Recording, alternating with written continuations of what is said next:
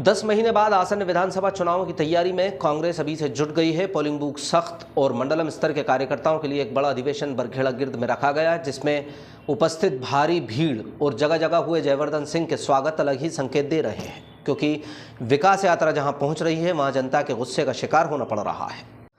जयवर्धन सिंह ने अधिवेशन में सभी कार्यकर्ताओं से कमर कसकर मैदान में उतरने की अपील करते हुए कहा कि जनता को 100 रुपये महीने वाला बिजली बिल कांग्रेस सरकार देगी और पेंशन भी कांग्रेस शुरू करेगी। गैस सिलेंडर भी राजस्थान सरकार की तरह 500 रुपये वाला कांग्रेस देगी। गांव की कुटीर को भी शहर की तरह 2.5 लाख कराया जाएगा। भाजपा के भ्रष्टाचार और पैसे हड़पने की बात, झूठे मुकदमों में गाँव वालों को फंसाने की एक एक बात गाँव चौपालों में कांग्रेस जनों को बताना है। इस अवसर पर नवनियुक्त जिलाध्यक्ष मेहरबान सिंह, शहर अध्यक्ष हरि विजय वर्गीय, सुमेर सिंह, मान सिंह, नूरुल हसन नूर, विश्वनाथ तिवारी, प्रकाश धाकर सहित अनेक कांग्रेसियन मौजूद थे। सभा में मौजूद भीड़ परिवर्तन का संकेत दे रही थी। इस अवसर पर मध्य प्रदेश के पूर्व मंत्री और रावगढ़ विधायक जयवर्धन ने चुनावी साल में बढ़ रही तीसरे मोर्चे की संभावना पर उन सभी राजनीतिक दलों को चेताया जो वोटों के विभाजन की ओर बढ़ रहे हैं। जयवर्धन ने स्पष्ट तौर पर कहा है कि अगर किसी भी पार्टी की वजह से वोट बंटते हैं तो इसका फायदा भाजपा को होगा, इसलिए संविधान पर भरोसा करने वाली पार्टियों को कांग्रेस का साथ देना चाहिए। दरअसल कुछ दिनों पहले मध्य प्रदेश की राजधानी भोपाल में भीम आर्मी द्वारा दलित और पिछड़ा समाज का प्रतिनिधित्व किए जाने के बाद मध्य प्रदेश में तीसरा मोर्चा उभरने की संभावनाएं तेज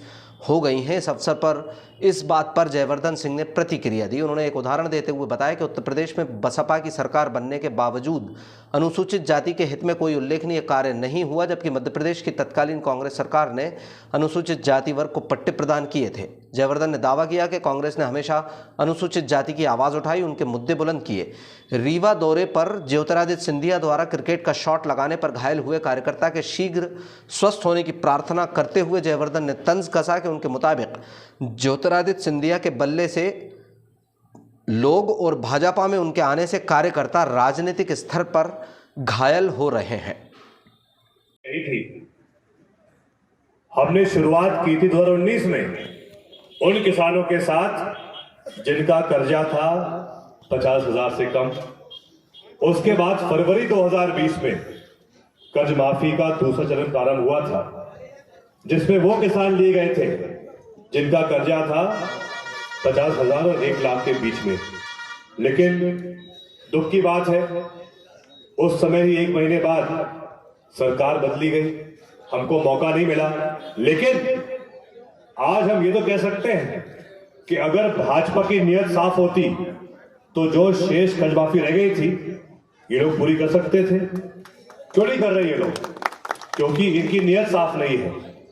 और आप सबसे मेरी प्रार्थना है कि हमको ये बात गांव-गांव कहनी होगी।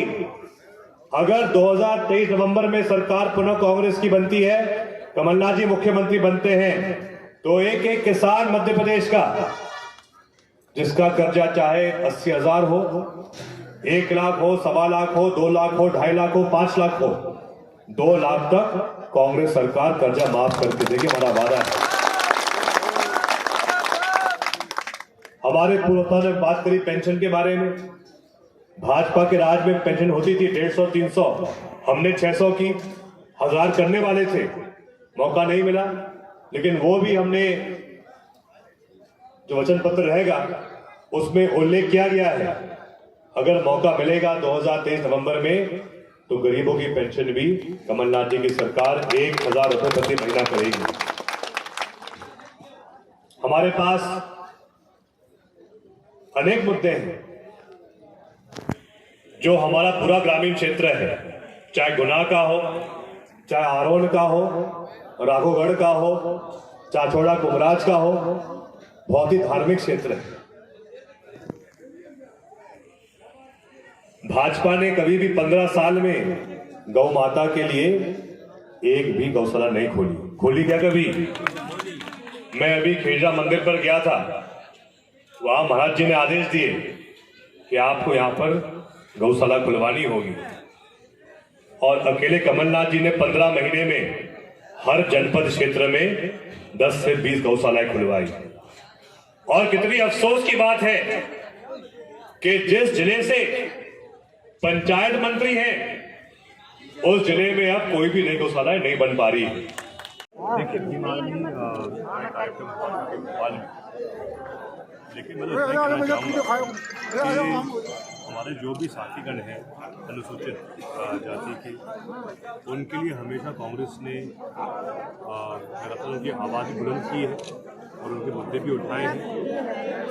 पर याद रखें कि बसपा सरकार लगातार रही उत्तर प्रदेश में काफ़ी सालों के लिए, लेकिन जो पट्टे का अधिकार दिया गया था वो दिया था मध्य प्रदेश में। तो सरकार कांग्रेस की थी, विजय सिंह जी मुख्यमंत्री थे।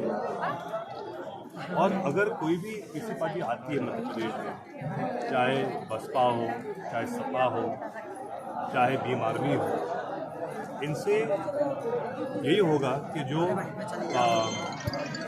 मूल वोट ऐसे हैं जो विश्वास करते हैं संविधान पर, संविधान के अधिकार पर, वो वोट बटेंगे सभी के बीच में, इसमें कांग्रेस भी शामिल है। तो कहने का मतलब यही है कि अगर कांग्रेस को मजबूत करना है और भाजपा को हटाना है तो बहुत ज़रूरी है जो भी और ऐसी पार्टियां हैं जो संविधान पर भरोसा करती हैं, उन सबको कांग्रेस का साथ देना चाहिए है ताकि सरकार मध्य प्रदेश में कांग्रेस की बने।